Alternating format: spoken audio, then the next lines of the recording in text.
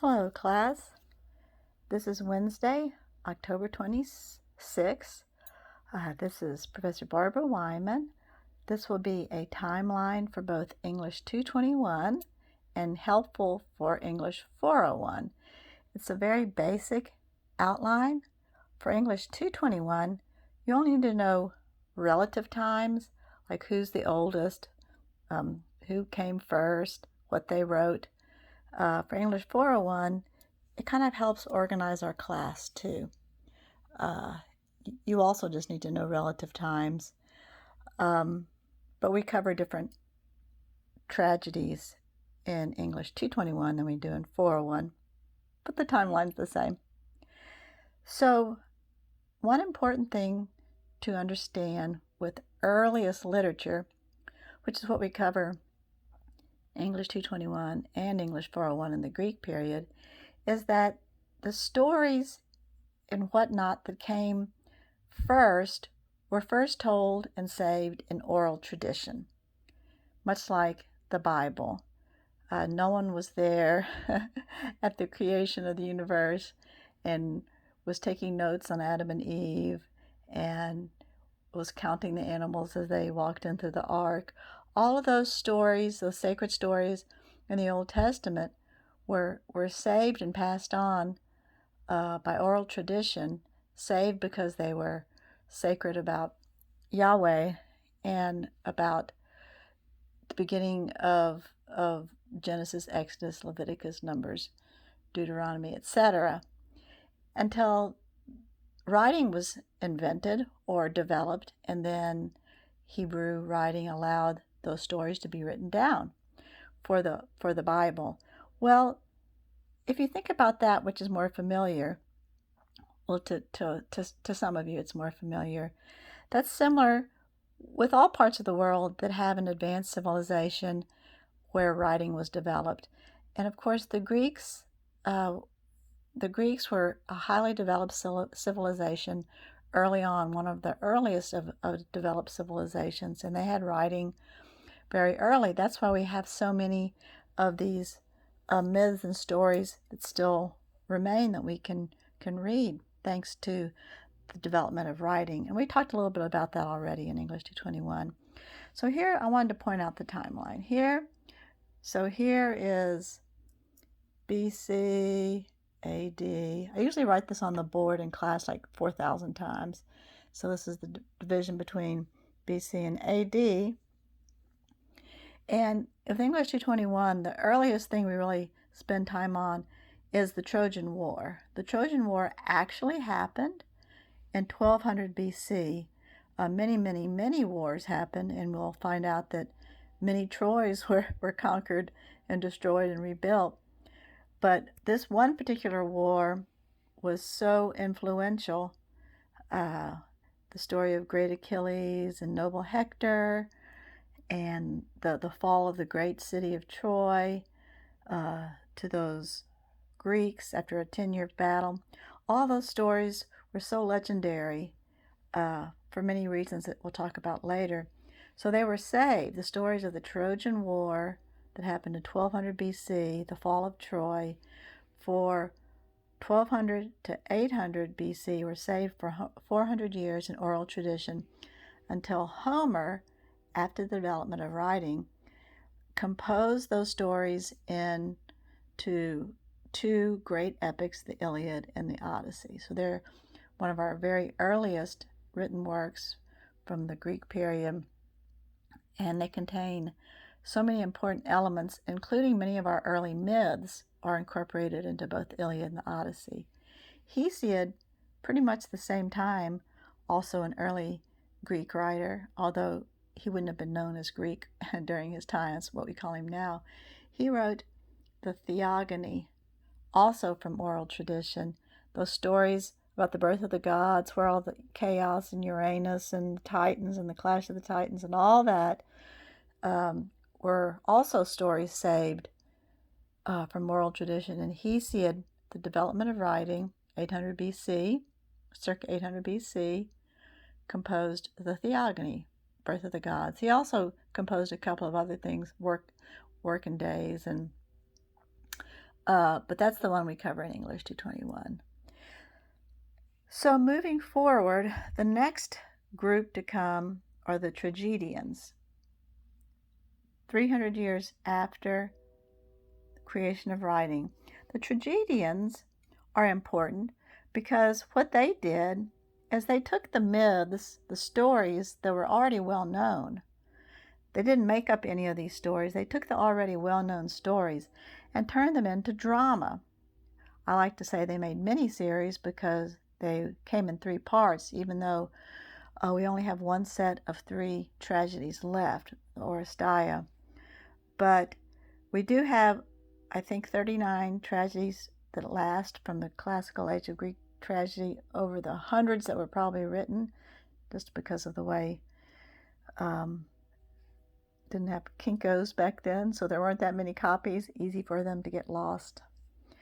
So the tragedians, about 500 to 400 BC, and they took the stories and made them into drama. So Aeschylus told the story of Prometheus bound. Sophocles, in English 221, we're covering that now, told the story of poor Oedipus, who was fated to marry his mother, even though he tried so hard to avoid that fate. And then the story of his poor children, of Polynices, Eteocles, Antigone, and Ismene, which is told about in the tragedy Antigone, which we're about to cover in English 221 now.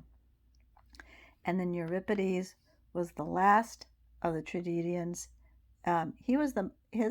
We have more of his plays than any of the other 2. There are many other tragedians. These are considered the 3 greatest, and they're in the red book that we have in English 221. But Euripides wrote Hippolytus, but he also wrote Medea, which we cover in 401. His tragedies always cover like crazy stories of mayhem. He was really popular, like he would be now. Sophocles, he wrote stories about inner struggles, Oedipus and Antigone. Aeschylus was very pious. He wrote about struggling with the gods. So they came first, the tragedians.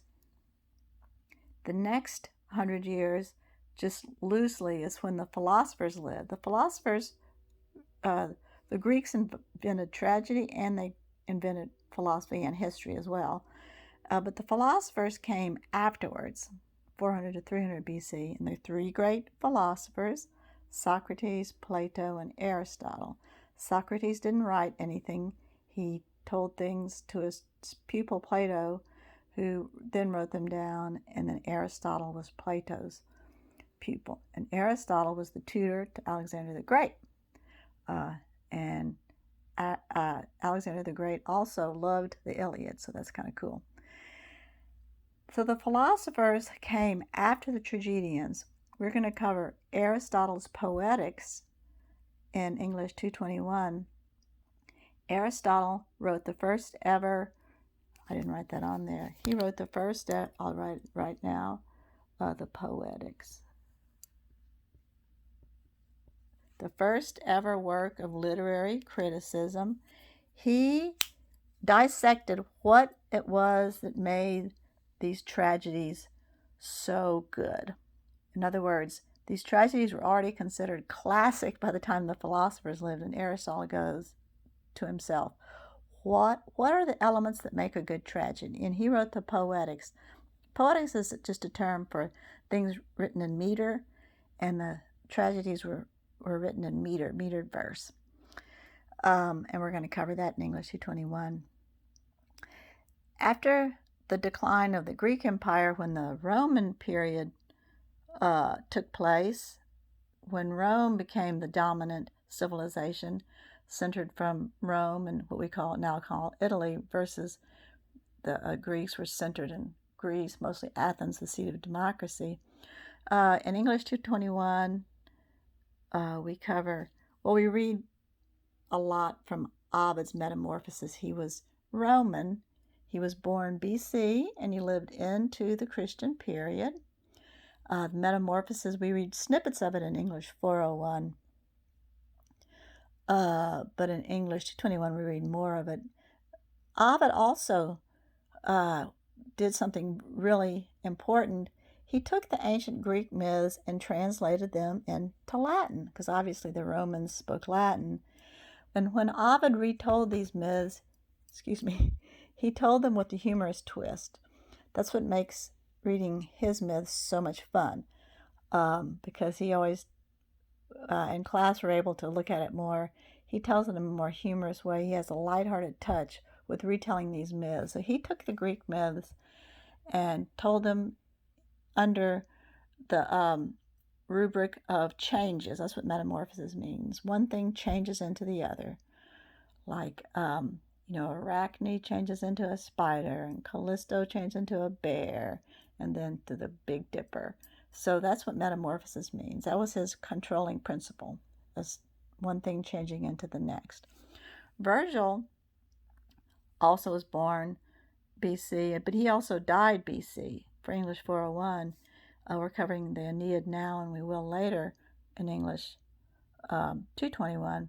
But Virgil was considered to be one of the best poets that ever lived, and he was hired by Caesar Augustus to write the Aeneid based on the Iliad and the Odyssey in order to glorify the Romans. And Caesar Augustus, extremely powerful at the golden age of Rome, which incorporates the time that included the birth of Christ, changed from BC to AD.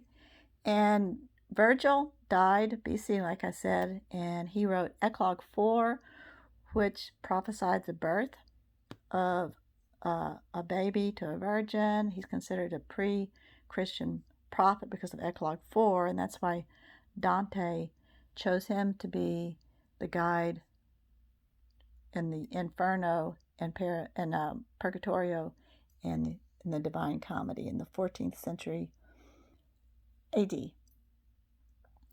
And moving into the Christian period, so of course the New Testament begins AD, and we hear about Caesar Augustus in the New Testament in Luke, when Caesar Augustus sent out a decree that all the world should be taxed, and which is what caused Mary and Joseph to return to Bethlehem for the census, and why Christ was born at that time in Bethlehem, which is part of the Roman Empire.